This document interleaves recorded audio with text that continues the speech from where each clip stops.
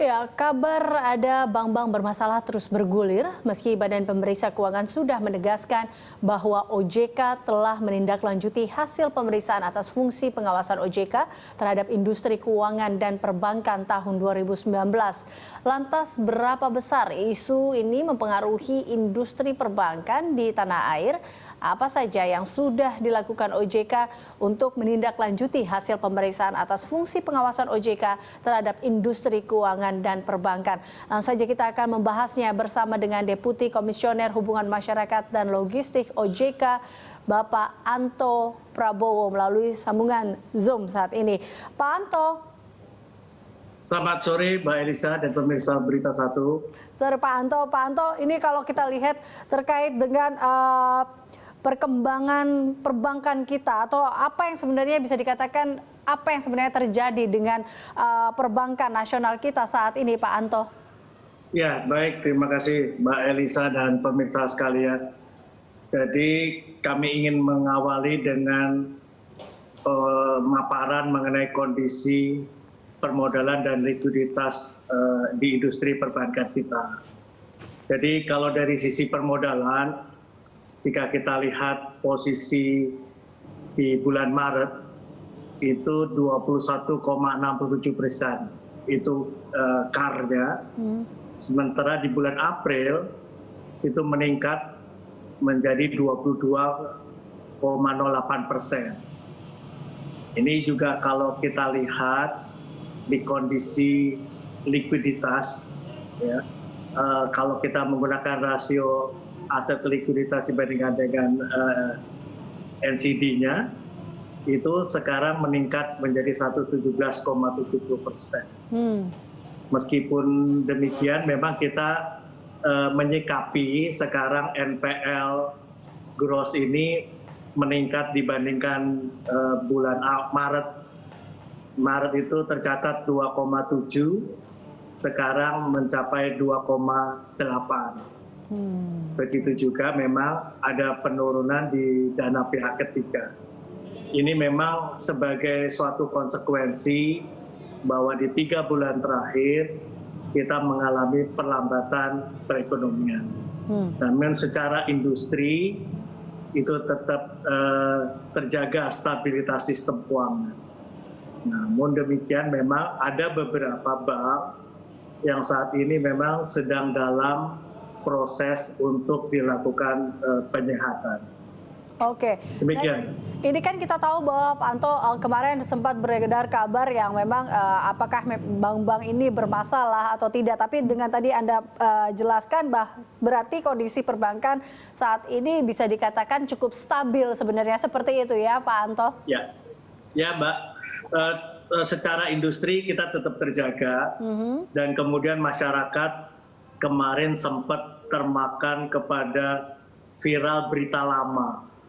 Berita lama yang menyampaikan berita mengenai pengungkapan sejumlah bank di dalam audit BPK.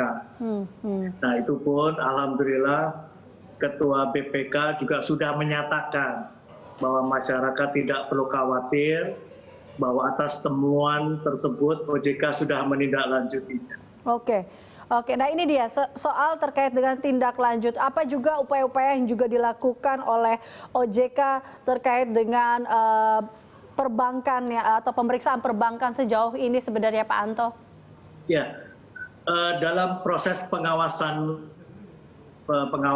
perbankan, pertama yang harus diperhatikan bahwa setiap permasalahan itu harus kemudian diselesaikan oleh manajemen. Jika memerlukan suatu tindakan untuk menambah kebutuhan likuiditas dan permodalan, tentu ini menjadi tanggung jawab dari pemilik.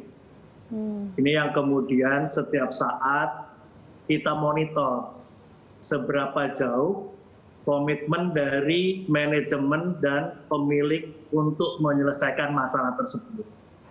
OJK sudah memiliki rambu-rambu, sudah memiliki prosedur, dan kemudian kita juga mengelompokkan beberapa bank tersebut jika memang memerlukan perhatian.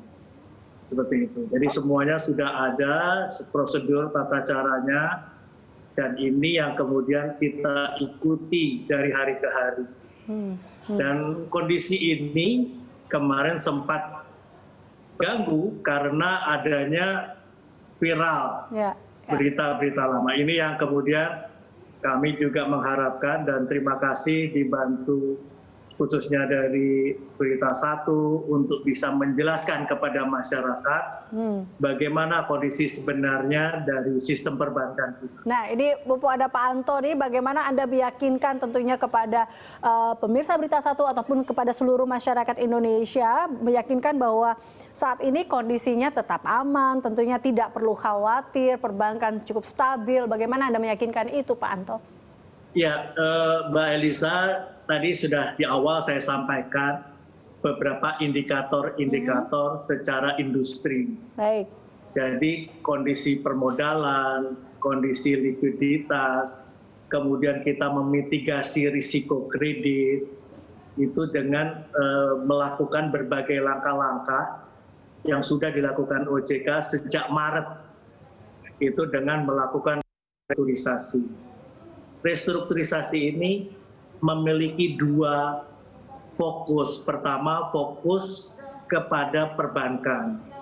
Karena kalau tidak direstrukturisasi, akibat terganggunya angsuran sebagai dampak COVID, maka perbankan itu harus memberi tambahan modal, cadangan. Ya. Kalau ada tambahan cadangan, berarti permodalan bank bisa terganggu. Nah, ini yang kemudian langkah yang sampai dengan posisi saat ini, bahwa perbankan itu telah melakukan restrukturisasi hampir 1.353 triliun. Oke.